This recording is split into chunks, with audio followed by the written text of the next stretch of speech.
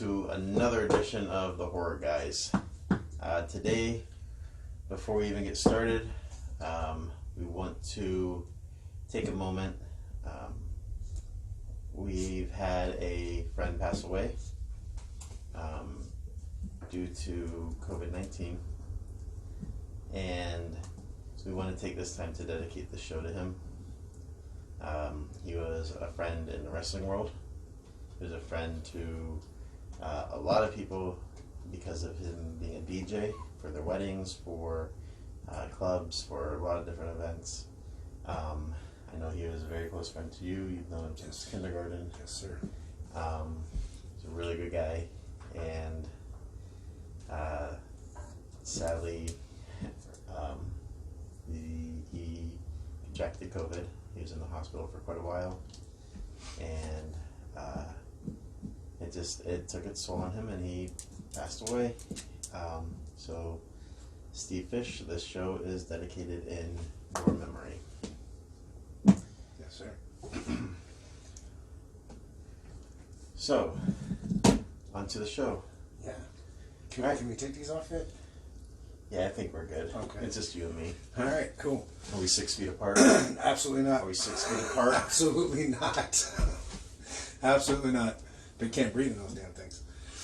All right, so we're actually doing something that we talked about numerous times before, man. Mm-hmm. We're talking underrated horror movies. Now, these are our opinion. These are our underrated horror movies. Because, let's be honest, there's tons of them. Yeah. And there's some that are on our list that people would be like, that's not underrated. To some people, they'll be, oh, that's one of my favorite movies. And some of these are some of my favorites, too. Exactly. But to me, they're very underrated. They don't get talked about a lot. They don't get shown a lot. You can walk into a video store, you won't find the majority of these movies sitting on this table. Wait, there's video stores still? There's a few. There's a few. I know the last Blockbuster's in Alaska. Wow. Yeah. Talk about how far away. Independently owned now. Wow. So it's just like Buster. There's no block, it's just Buster. Remember they made a show? Yes. What was it? Lackbuster? Yes, or there you something go. like that? Yeah. Lack thereof video stores in the world. Well, if you close a video store now, it just becomes a Dollar General. So right. It's pretty much how that works. I don't care if there's a Dollar General at the end of the street. There's another one right next door. Yeah. That's how that works now. So, underrated horror films. We try. I try. He did good. I did not. I try to keep it at 10, and then my brain keeps going, oh, wait, but that movie too. Wait, and that movie too. So then I have more than 10 plus honorable mentions. It happens. That's what I do. So you want to flip a Labatt blue thing here? Nope. I actually got coins this time. Oh shit, we got coins. We're flipping an actual coin. All right. We got either a voodoo coin. Yeah. Absolutely. Or we've got a Ouija board coin. So I don't mess with Ouija boards, man. I'll go with that voodoo coin. Yep. All right. Heads and tails. There actually is a head on there. Oh shit. All right. Call in the air. Okay. Going tails. Tails, you're up. I'll be damned. All right. So on this list, I kind of messed this up a little bit, but we're going to start out with Trick or Treat. Now you're going to think, oh no, that's not an 80s horror movie, but it is because it's the 80s version of Trick or Treat, which is sitting. There it is. I'm talking Gene Simmons, Ozzy Osbourne, and they're not really in the movie for a very long time, but they are on the cover because that's your selling point.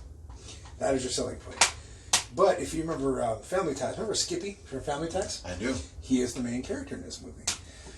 So basically, I'll read you the synopsis, or how the hell you say that.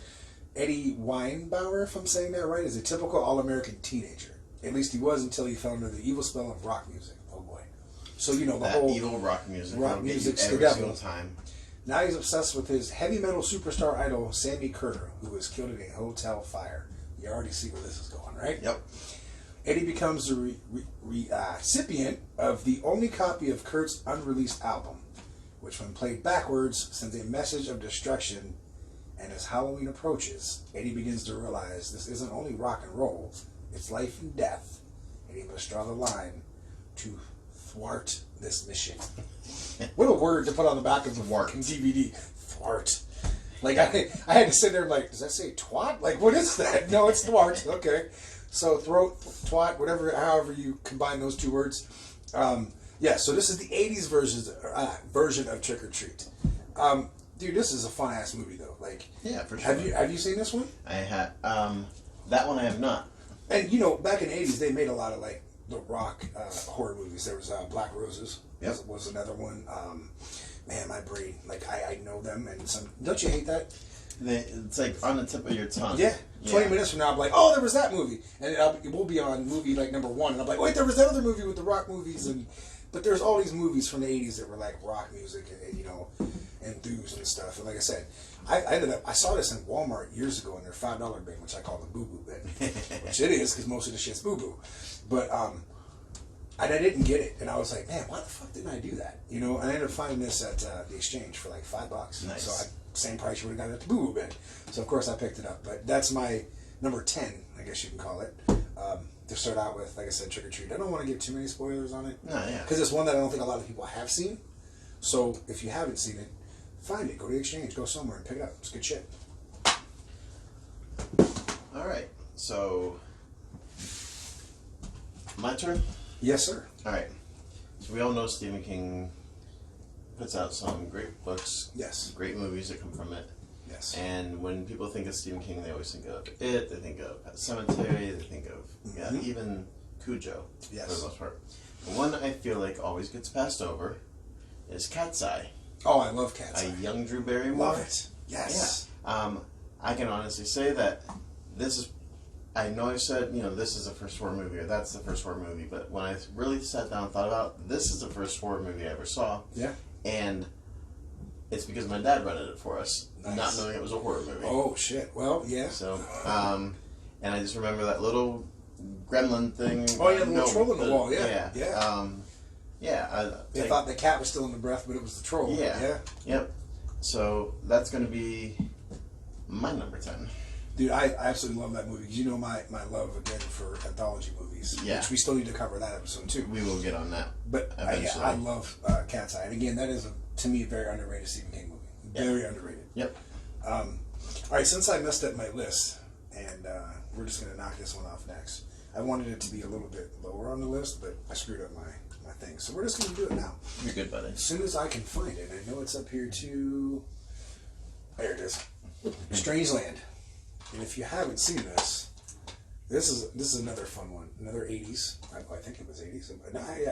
No, my bad. 98. Sorry. Dee Snider is the director of this movie. Also stars in it. Calls himself Captain Howdy. That reminds you a little bit of something, you know, from like the early 70s. The Exorcist, maybe, you know. But it was cool.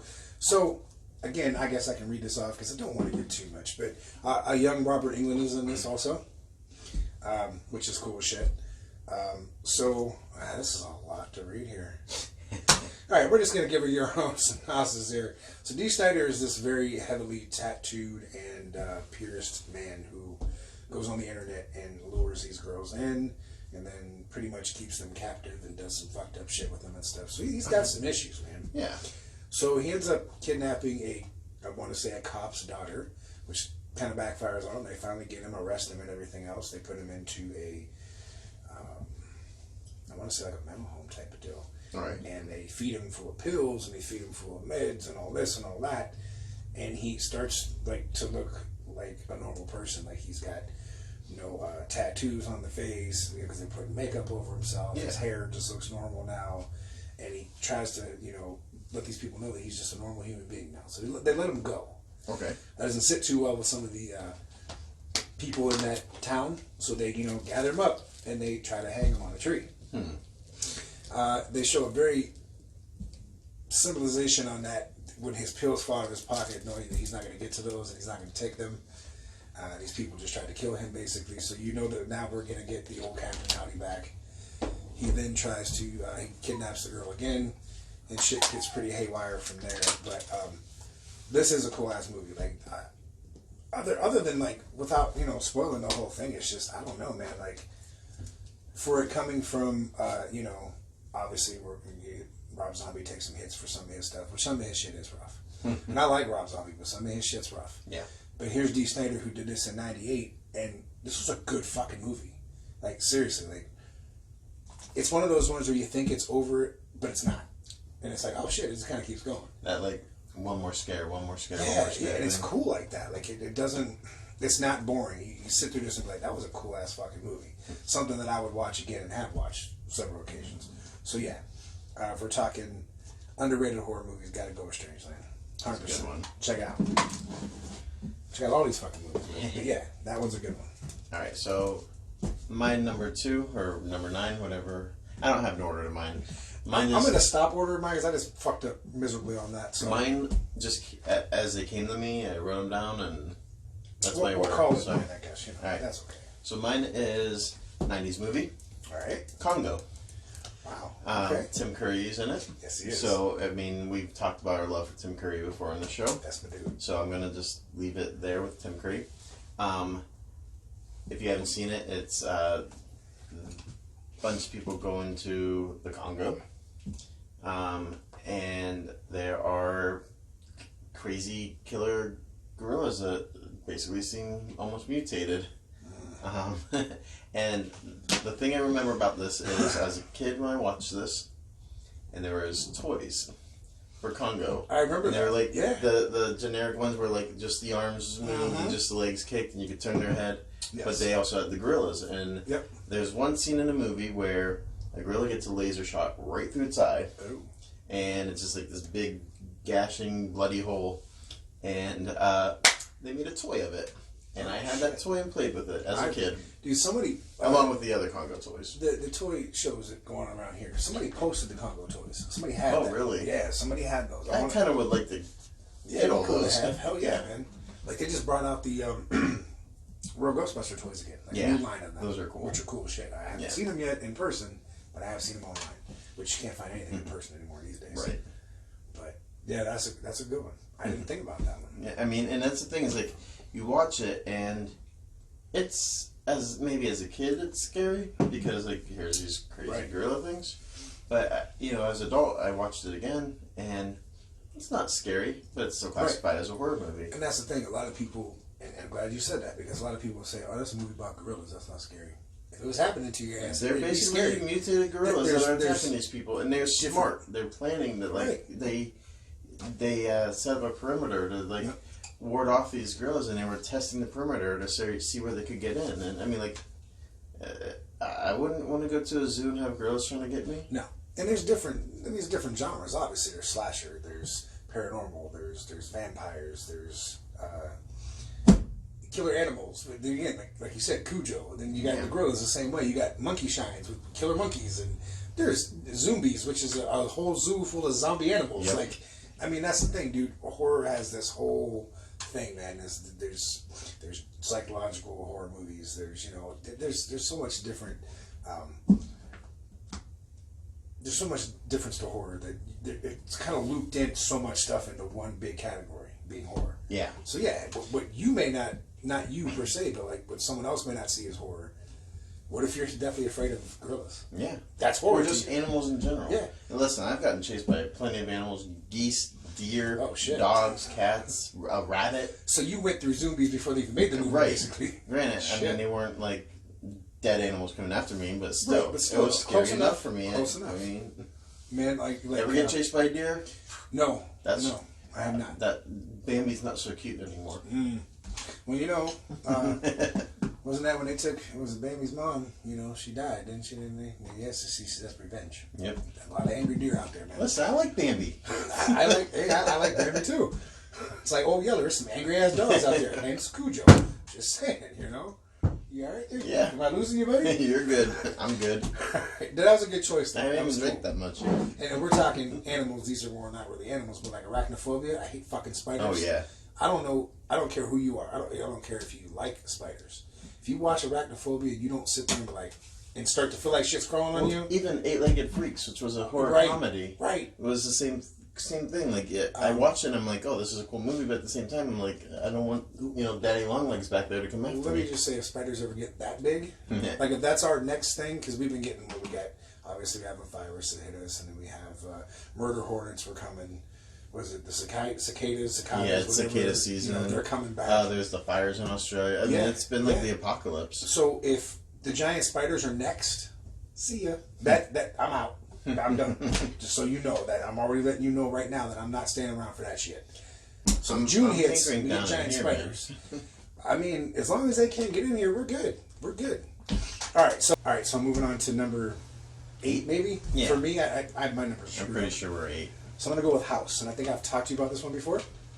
So you got William Catt from The Greatest American Hero. You got George Wendt from Norm from Cheers. It's got a fun cast in this one. It's signed by. This is the one that I always get confused. This and Pulse. Oh yeah, okay. So House And is I a know whole I other know we've entity. talked about Pulse because I was on my horror movie list for Halloween. So I'm not going to read the whole back again because I'm just not going to do that. But Roger Cobb, who is played by William Catt, is this writer. He was in the army and stuff. So his what's his name? Richard Mole, who played Bull on Night Court. Okay. He's in this too, and that's who his dude is in the army. Basically, they're pretty tight, you know. And long story short, he kind of leaves them for dead during the Vietnam War. So Roger lost his son, so that kind of messes with him. His aunt passed away. It was a very weird lady. But the house is like possessed type of thing. Like it's very weird how the story goes. But he moves into the house, hoping really to find his son and to kind of write his book, is what he's trying to say. Mm-hmm. And Norm is his neighbor and all that, and thinks he's a fan, but he thinks he's a little loopy as he starts to see what he's doing and shit. Anyway, the house starts doing weird shit, as far as like goofy characters showing up and all this other shit. And it's fun, man. Like me and Jesse, there's this lady in the movie, we call her the Big Purple Bitch. Okay. Because it starts out as his ex-wife, but then turns into this big purple monster that, like, you know, almost kills him and shit. There's flying weapons, like a hedge clipper and all this shit. Like, this is an off-the-wall movie. All right. But cool as fuck. And it spawned 3 sequels. So there's House 2, which is called the next story, which is a different chapter of all this. Then there's House 3, who was actually called Horror Show, which has nothing to do with either of the 2 movies. All right. Then there's House 4, where the house comes back, but it's not the same house, I don't think. And William Catt comes back too, but I'm pretty sure he dies in that movie. Like it's really weird. It kind of loops into the first one, but not so much. But yeah, this is this in the second one, which when I bought this one, it actually came with House 2. So it's kind of cool. Nice. I actually didn't even know that because it doesn't tell you that on the cover. So I was pretty excited to get both movies in this one. And it's signed by William Catt. I met him years ago. Super cool dude. Really cool. But yeah, like I love this movie. This is one of me and Jesse's favorites. So we quote this one all the time. That's what we do. All right. So I think we'll say that's 8. I don't know. Yeah. All right. So my number 8, we're gonna go with a movie called Fire in the Sky. Aliens. So Yes. yep. How did I forget that in all the genres of horror? You know? How did I forget that? It's one of those things like Aliens is a sci-fi thing, Right. but like in this Man, case, some people fear aliens. Like they're scared to death. So you know? here's my favorite thing about this movie. It is supposed to be the true story of a guy named Travis who got abducted by aliens. Mm-hmm. Comes back and like it's just the majority of the movie. There's like I think it's like 15 minutes in he gets abducted. Oh, shit. And then after that, the rest of the movie, he comes back, and it's him kind of trying to readjust. And like, I remember a scene where I don't even remember what he's doing, but he just has this breakdown because like the stuff that's going on Earth and the real world and everything is like giving him flashbacks to being on the spaceship, being How do you readjust from something like that, though? I mean, they say people come back from the war and stuff, and they have PTSD. Is that what it's called? Post-traumatic stress Can you imagine disorder. what you would have if you were abducted by Yeah. aliens? Like seriously. Who's the big actor in this one? Because I know the movie. I'll look it up real quick while we're sitting And I here. can't think of it. Like I know, but I can't. It's one of those tip of the tongue things. The thing about this movie that's really cool is that, aside from being a true story, for me, it was the first Alien movie that I saw. Oh, okay. And again, I saw this when I was younger, and it stuck with me. It's one of those ones that I've actually tried to find it before, or fairly recently even. Yeah. I want to say maybe last year, and I can't find it. So, Travis Walton's in it, D.B. Sweeney, Robert Patrick. Craig, Oh wow, Robert Patrick. Yeah, he plays Mike, Travis's best friend. Okay. Sign that convention ones. Craig Sheffer, Henry Thomas. Oh wow. Yeah, there's James Henry Garner. Thomas from E.T. Yeah. No shit. Wow. So there's a good amount of I couldn't remember who was in that. fairly big name Yeah. people in it. Well, bigger than tons of other shit. Yeah. Of course, yeah. So No, that's cool, my man. number 8. Again, like you said, man, aliens, that scares shit out of some people, Mhm. you know?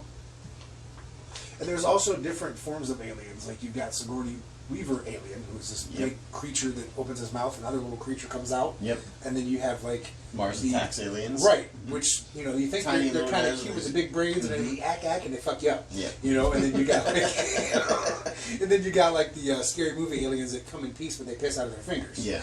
And then they put a finger in your mouth, and that's how they say hello and shit. No, we don't do that. So there's different forms of aliens. I don't want to fuck with the one from Sigourney Weaver. I don't. Nope. They're too big. Yep. You're not getting away from that. You're just not. I don't know, the little ack aliens from Mars Attacks. No, man, the little guns and shit, and you're done. You just vaporize. Yes. But if you have yodeling music, that's the key.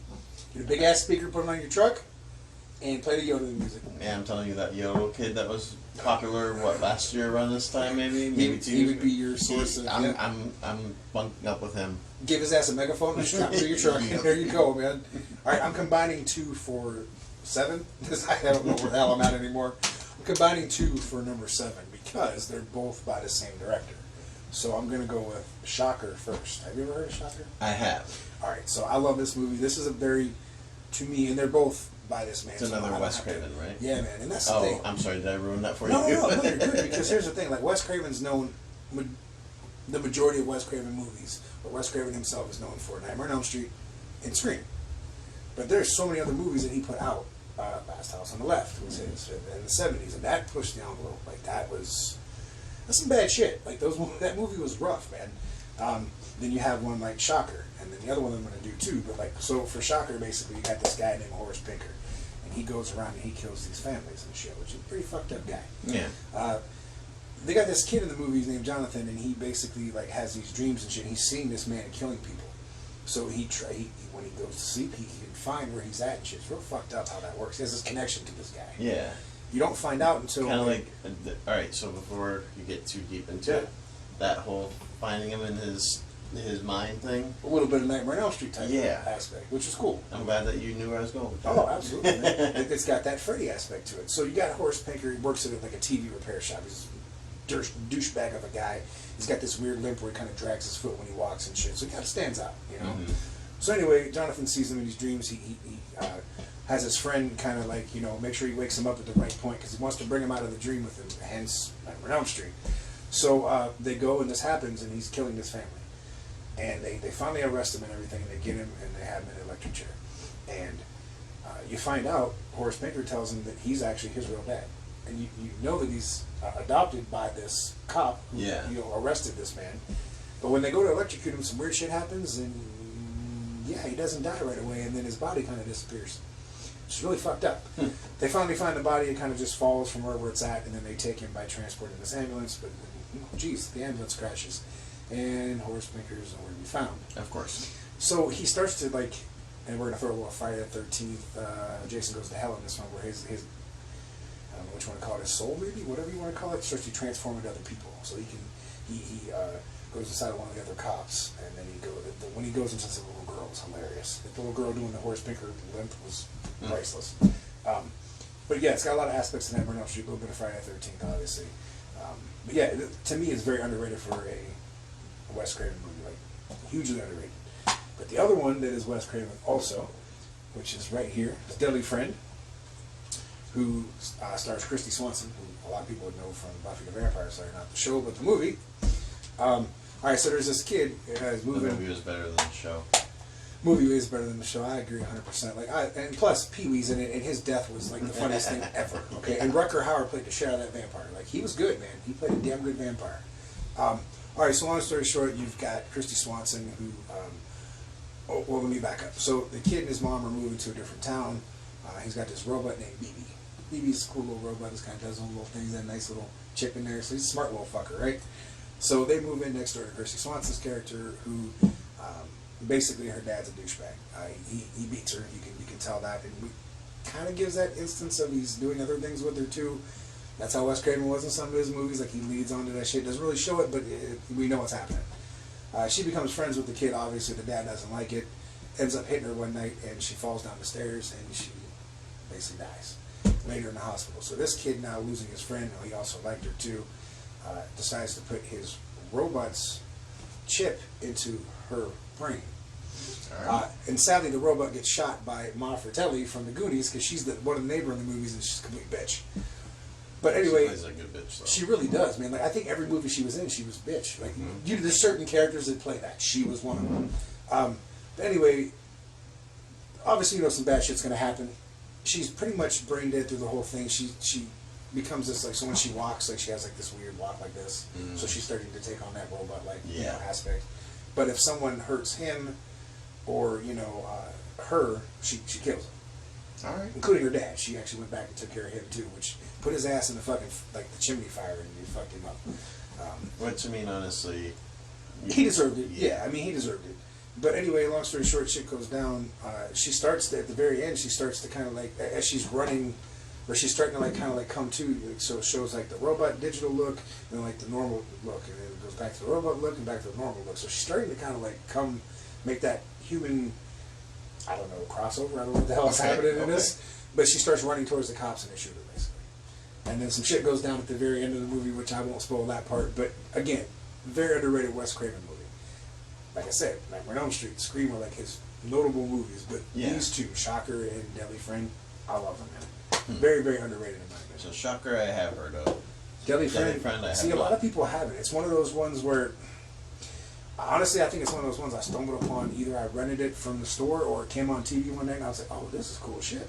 And I was a young kid and you start collecting DVDs when you get older and stuff, and that's one you had to have. I had to get it, man. That's fair. And signed by her too, by the way. Man, you've met so many different people. It's pretty awesome. That's one of the coolest things about going to the conventions and shit, and the variety of people.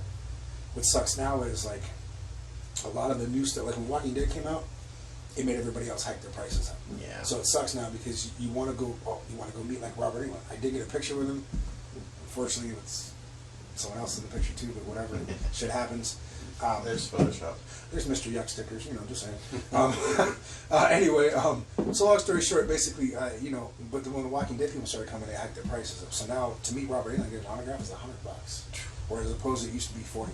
Which $100 now. Which granted, he's a legend. He is worth $100. Absolutely. And if I had the extra money, I have the picture, but I would love to have the autograph too. Absolutely. But I'm sorry, man. It's on you now. No, you're good. Alright, so my number 7 is, I'm going to steal your idea where you just... You're going to combine two of them? Alright, hey, that works. But I'm combining them for a reason. It's a series. But it's not a series. I don't know how to explain that better than that. That makes sense. There is a group of movies, and they're all named after the killer in them. There's Gacy. There's Dahmer. Yeah. There's Bundy. Yep. There's one more I can't think of off the top of my head. Gacy, Dahmer. Ed Gein? Yeah, Gein. Yep. So they're the true stories of these characters, or of these real life serial killers. And they're more of a drama than a horror movie. But considering that they're based off of real life serial killers, having a hell of a time here. Considering they're based off of real life serial killers, I'm sitting here watching. I'm trying to talk about this. I'm just sitting here is it gonna? Is it gonna light? Is it gonna light? Now are these the movies? It scary. Are these the movies with? Okay, let me try to remember now. I want to say it was. Gosh, so many people played it. Ed Gein was played by what's his name? Merle from The Walking Dead. Yes. Okay, so you're talking about this one. You're talking about Gacy played by the dude that played Pee Wee Herman. That guy. The Francis. I know you're about What Am I guy. Yeah. Okay, and then I wanted who the hell played Bundy was oh man, I know who played him too. It was Bundy who's man, that's gonna drive me nuts because you know who else played Ed Gein in one of the different versions of that movie too was Ken Hunter. Michael Riley Burke played Bundy. Thank you. And that's not to be confused with my what is the new one out? My Best Friend Bundy or My Friend Bundy? My Best Friend Dahmer. Dahmer. Yep. Yeah, I'm sorry. Yep, that is. I know people that were in that actually. Which was pretty cool because Zac Efron played the hell out of Dahmer. He did. He really did.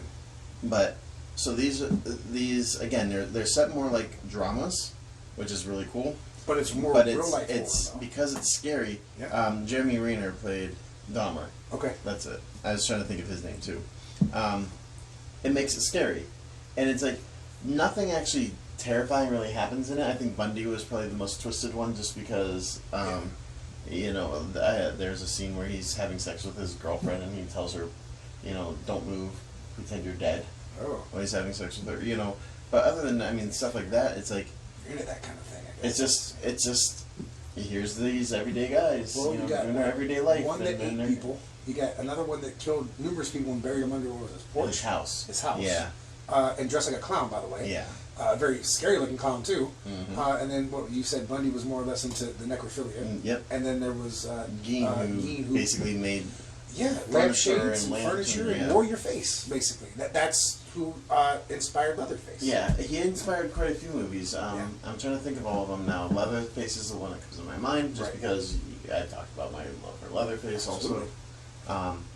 Yeah, so that's going to be my number 7. I like how you combine all those because it's all essentially the same thing. It's all the same. Yeah. And if you look up the movies online, all it is a picture of their face with the name. Yep. And it's really cool. Sure is. No, they were cool movies. I'm not gonna lie. I enjoyed them. I mean, not the shit that was going on, but I enjoyed it. Makes me think of I enjoy serial killing. Well, I mean, hey, you heard it. If I come up missing, you guys know where to look. Just saying, Kevin. Yeah, just saying. I think these are fake. Oh shit! Is that?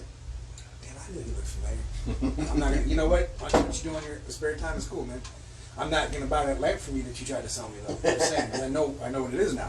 But no, it reminds me of the scene from House of Thousand Corpses when Captain Spaulding's giving the tour of the murder ride. Yeah. And they're talking about the notorious Albert Fish, and like how he used to take he would stick needles in like his pelvis and shit, and he would take spankings with like a nail-studded paddle and shit. Mm-hmm. Like he was one of those, and he's a real person too. I'm glad you brought that up. And they talked about Ed Gein also in that. Because we dedicated this show to Steve. Yes.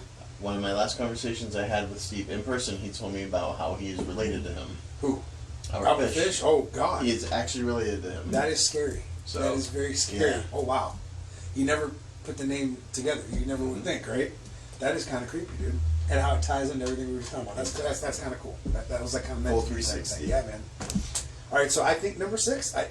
My numbers are so off, man. Yeah, I don't even know where I am. We're just going to call it whatever number it is right now, but I'm going to go with Dr. Giggles. Okay. Which I believe is sitting ahead. There it is. So Dr. Giggles, and this is one that I feel like a lot of people have not seen. I used to have a poster for this, like hanging on my wall for years when I was a teenager, man. I got it from the random video store that I don't even open anymore. But Larry Drake plays in this, and he plays, as they call him, Dr. Giggles. And again, I've talked about Larry Drake before. He played the Santa in the Tales from the Crypt episode. Yep. And he played the shit out of that character. He was played Darkman. Like every character he's ever played, I think he knocked him out. But so Dr. Giggles basically, his kid had a fucked up life. Like his dad was a doctor, and I want to say it was the dad was about to get busted for the shit he was doing, and he put the son inside of the dead mother's stomach, and he literally came out like childbirth again. It was like one of the most fucked up scenes you ever see, right? All right. So old Dr. Giggles, he escapes from his mental institution. He goes back to his old house, and he's a doctor. So he's going around killing people, and doing his thing. And this girl has like a heart problem, and he kind of wants to save her, but of course he's twisted and fucked up at the same time. It's like he meant well, but he's not really meaning well, right? Type of thing. He meant well, but he's not mentally well. No, exactly. But I just thought it was a cool movie. Like again, it came out in '92, so not everything on my list is '80s. But this one came out in '92. Most of the stuff on my list isn't. Yeah, to me, this was a fun movie. And it's one that I don't think it doesn't get talked about a lot. And it's never on TV. You can never, even in October, man, when they play like every movie known to man, you will very rarely ever see Dr. Giggles getting played on TV. And the laugh that he did in the movie, which I can't even do justice to, so I'm not going to try. But the laugh he did in the movie was just like... You mean the giggle? The giggle. I'm sorry, Dr. Laffy, no. Dr. Giggles. So the giggle in the movie, yeah, it was one of those, you want to punch him in the face, but it kind of terrified you at the same time. So I don't recommend you to go to Dr. Giggles if you have any kind of issues. This is one you don't want to go to. But you want to check out the movie, though. Just saying. That's fair. All right. That's my number 6, I think. We're on 6. We'll call it that. All right. My number 6 is... I'm just going to jump right into it. Secret Window. Okay. Which, Johnny Depp, right? Johnny Depp. Yes. All right, so before I'm walking over here for a second. I can't do it, man. Before I get into the Secret Window itself, I just gotta confess my undying love for Johnny Depp as an actor. Listen, man. Even his bad movies, I enjoy. If you can come out and say that, then you know I'm going to say Tim Curry is like... I don't want to say I have a man crush on Tim Curry, but that's my dude. Like, I got a man crush on Johnny Depp. There isn't a movie that I I'm not don't even like gonna that pretend Tim I don't. Curry has been in. Like, he was great in Clue. He was great in... We've talked about this before. I could name off every movie the man's been in. My all-time favorite, obviously, always will be The Worst Witch. Which eventually you guys will see that video I did too. We're just saying, just saying. But yeah, you can say whatever you got to say about Johnny Depp because I'm sitting over here with Tim Curry, so it's cool, man. But no, so if you haven't seen the movie, simple synopsis: he's a writer who's struggling, can't come up with a story. Starts writing about this secret window. Turns out that everything he's writing is actually him going absolutely insane and writing about real life. That's the best way to... That's simple synopsis. I've seen this. It's been a long time, but I can already tell you, I'm sure he played the shit out of that part. Yeah. He does everything he's in. And so the cool thing is there's a character in there that he feels is stalking him.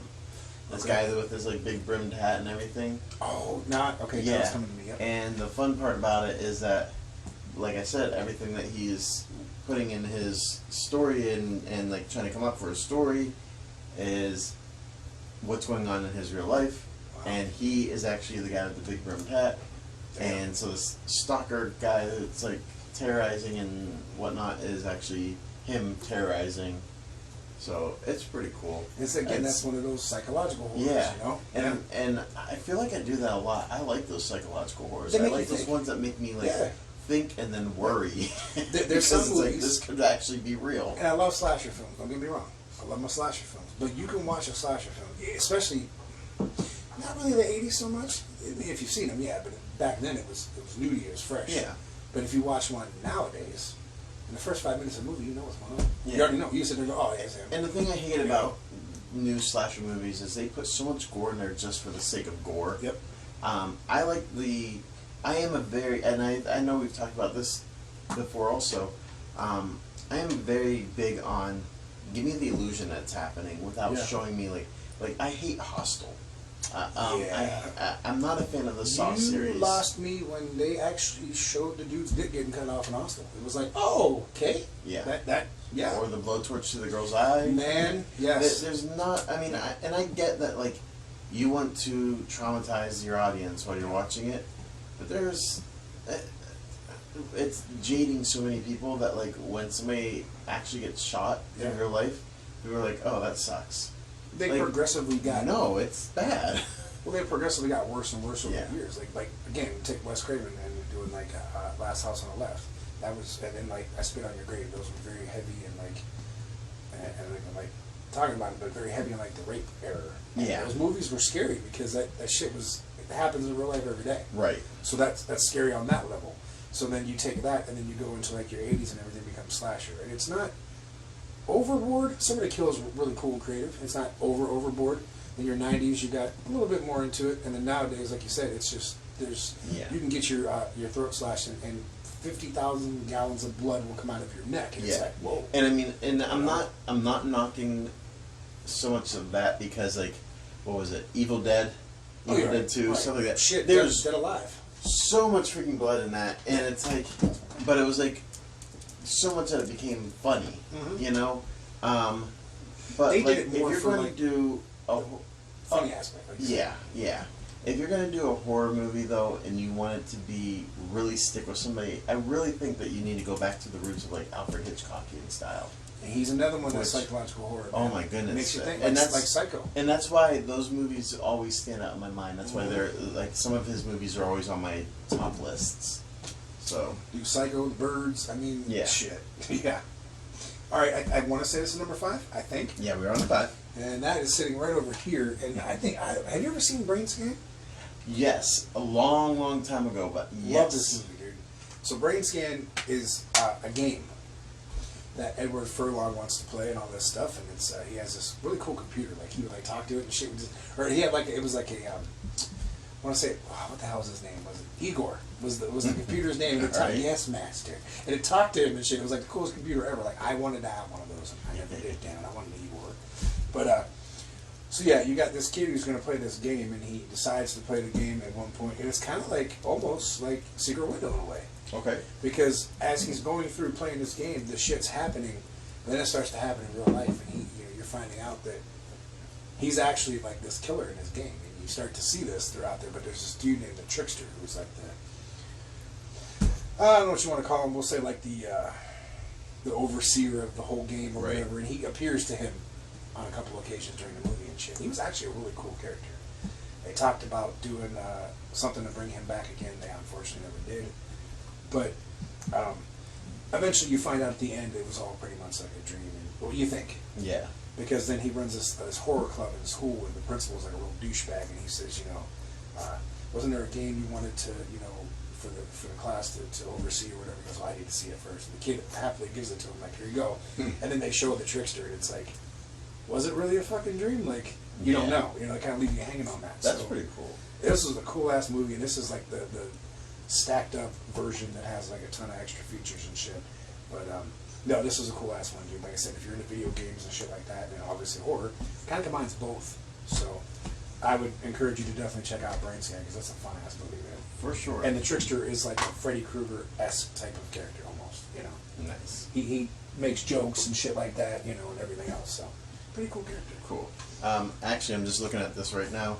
On the back it says, Freddy's dead, Jason's over, Chucky's out. Yeah. Every movie was like that when the 90s hit, and like Michael Myers and Jason and Freddy and all them have had their run and stuff. Every movie was trying to, every next horror icon was going to step up and take him out. I'm just going to say Let's this. be honest, it didn't happen. I'm just going to say this. Michael Myers is still going in the year 2020. He's going to hopefully still be going in the year 2021, maybe 2022 with all the bullshit now. So, in The Trickster, he lasted one movie, which I like the character, don't get me wrong, but move over, because, bro, you only lasted one. Mike's got, 13 movies deep. Just saying. Just saying, man. Just throwing it out there. Never going to argue. Gotta put over Michael Myers. Just saying. Always. That's what I do. All right, man. I think we're going to take a quick break, and we'll come back and do your number. Well, how are we on? I keep fucking forgetting. My 5. Oh, shit. All right, cool. So we'll be right back.